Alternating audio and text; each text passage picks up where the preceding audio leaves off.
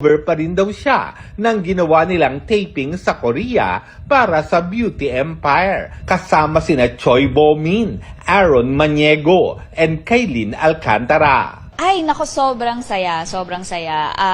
Challenging, syempre, kasi unfamiliar territory. So, hindi siya as comfortable as when we shoot here in the Philippines. Pero masaya kasi, first of all, lahat talaga very efficient. And, syempre, kasama ko si Kailin. So, alam ko na I have someone to talk to lean on pagka pagod na, ganyan. Parehas kaming nakukuhaan ng energy, ng chika. Nabitin nga raw sina Barbie at Kailin sa kanilang ilang araw na stay sa Korea. Pero may mga pagpaplano na raw sila ng bakasyon na magkakasama. Yun nga actually, nag-comment nga si Bianca Umali dun sa photo namin ni Kailin. Sabi ko, anak, dapat bumalik tayong tatlo dito.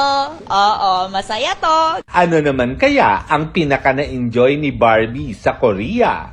Food trip at saka sabi ko nga kay Kailin, ang bilis na nag-level up yung friendship naming dalawa because of this work trip tong Korea. Lars Santiago, updated sa showbiz happening.